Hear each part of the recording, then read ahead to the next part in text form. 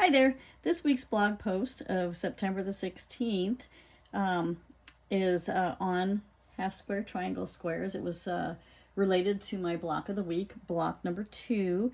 And so I did a discussion on how to make half square triangle squares the traditional way and then 4 at a time.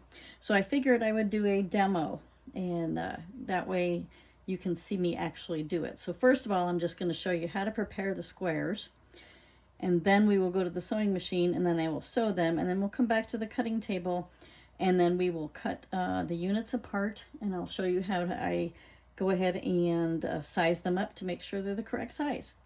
So first of all, to do just the traditional, where you get 2 half square triangle squares from 2 pieces of or 2 squares of 2 different color fabrics, the first thing you do is you want to draw a diagonal line on one of the squares, and I usually choose the square that is the lighter one so you can see it on the back.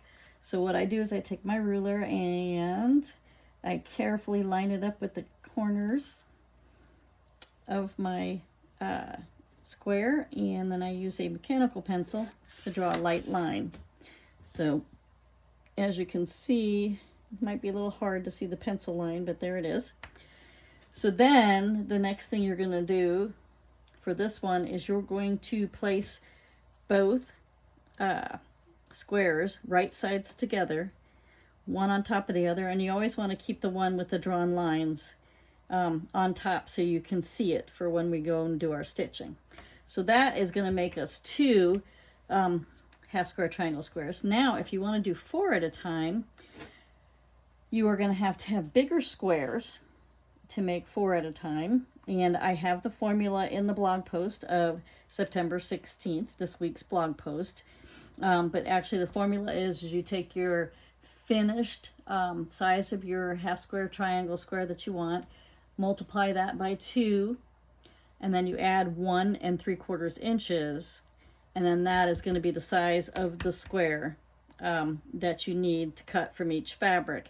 Now go ahead and look at the actual formula written down in the blog post if you need to remember it. So what you do for the 4 at a time one is you're going to take your lighter square and you're actually going to do a crisscross. So you're going to do a diagonal line going in both directions.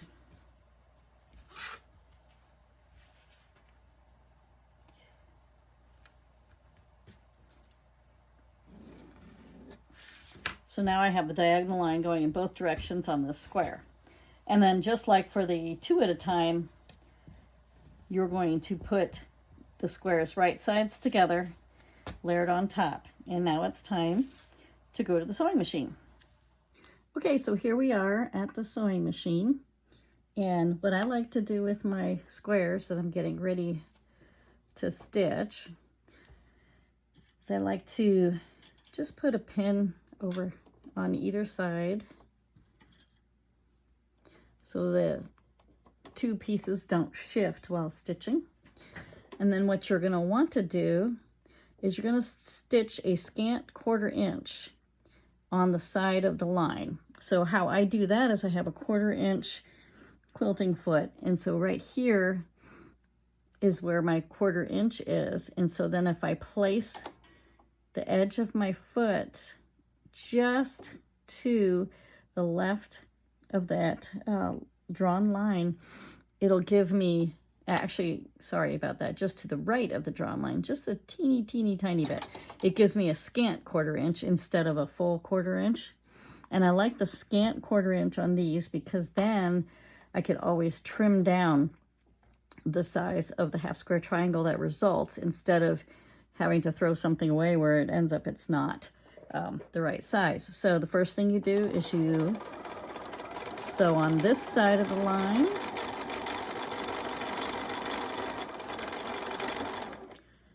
And then let me just get my leader ender. I've done a little blog post before on these leader enders. I just like to have this scrap that I put in, and then that way it kind of saves thread too, because you're not pulling your unit out and just using all that thread.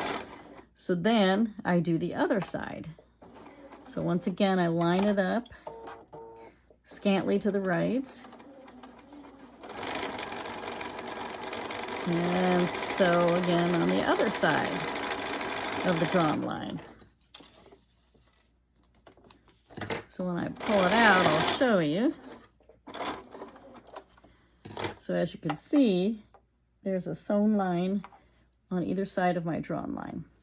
So now let's do the double crossed one. And once again, I'm just going to put a pin here and a pin here just to give me a little stability there. So now on this one, you are going to sew a scant 1/4 inch on either side of both drawn lines. So I'm going to get up here and I'm going to do that.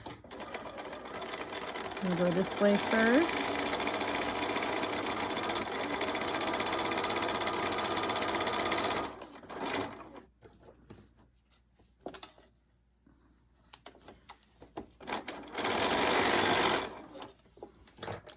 Then do the next one.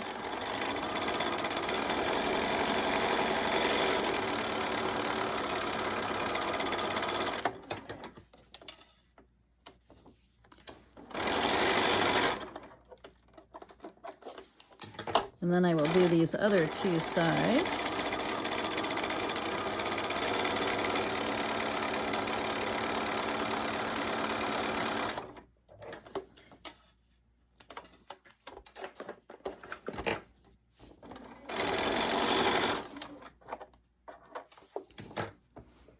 And here's the last side.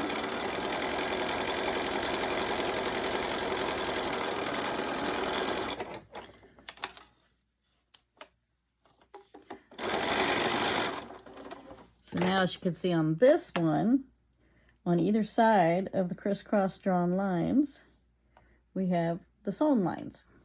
So now we're going to go back to the cutting table and I'll show you how to finish these up. Okay, now we're back at the cutting table and you have your one square that's going to make 2 half square triangles. So what you're going to want to do is cut it apart on the drawn line now, and you could either use a rotary cutter or you can use scissors. I'll just use the rotary cutter here. So now you have these 2 units like this. Now, in the old days, before I had a square up triangle ruler, I would press these open and then I would trim all 4 sides. Well, I have this ruler, and I think I've featured it on my blog post a few times. It's called the Quilt in the Day Triangle Square Up Ruler. And then what you do is you place, it has all these lines on the ruler, and these squares are supposed to finish, or these squares are supposed to be 2.5 by 2.5 when they're done. So you take the 2.5 inch line here on the ruler. You can see it's 2.5 inch line, and you lay it on the seam line that you just sewed, and then you just trim like this, get rid of the junk, and when you press this open, I'm just going to finger press right now to measure. And then you can cut off the tails later, but I'm kind of finger pressing it open because I'm not by my iron. Then you have a 2.5 inch, put it down where you can see it, 2.5 inch by 2.5 inch square. Of course, it'll be nicer when I have the iron on, but you can tell that it measures correctly. So I recommend this ruler. I really love it. So now to do your 4 at a time, the first thing you're going to do is you're going to line up your ruler with the center where the 2 lines cross, because you're going to want to evenly cut it from that center. So we're going to cut it this way. And then you're going to take each piece and you're going to cut it right in the center. So you're lining it up.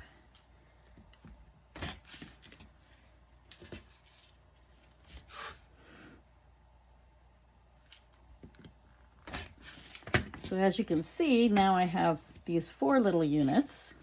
So once you have that done, then you can go ahead and once again cut on the drawn line, just like you did with the 2 at a time. And then you get these little units.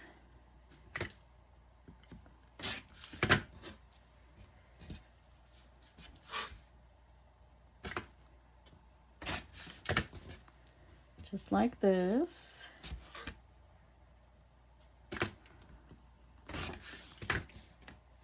So now I have 8. And I can once again use my, these come out to 1.5-inch triangle squares because I made them a little bit smaller. So then I put my 1.5-inch line for the ruler. Trim. And once again, you can open it up. And I'm just going to finger press open. Put my ruler on here. And it's 1.5 inches. So then you could do that for all of those triangles, trim them up, and then you have 8 half square triangle squares, 1.5 inches, and you've made them all at one time. So this method, the 8 at a time method, works really good if you have a quilt project that has a lot of half square triangles. Even if it's scrappy, you know, say you've got, you know, 48 half square triangle squares, you could do 6 different colors and have 8 from each color, and there you go, you have 48 half square triangle squares. And then that way you're not sitting there making 2 at a time, you're making 8 at a time. So hopefully that explanation was really helpful by showing it, me actually doing it. And then this kind of goes with the blog post of this week on my website of September 16th. And then that way you can read the instructions and then you can view this video and watch me do it. And hopefully that'll get you to be able to do half square triangles, either 2 at a time or 8 at a time. And it'll be a little bit more enjoyable because you'll know how to do them well. And I do recommend this ruler, Quilt in a Day Triangle Square Up Ruler.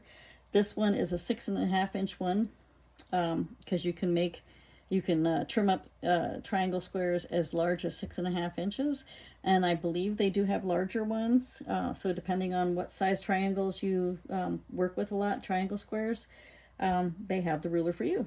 So thank you, and I hope you enjoyed this, and have a good day.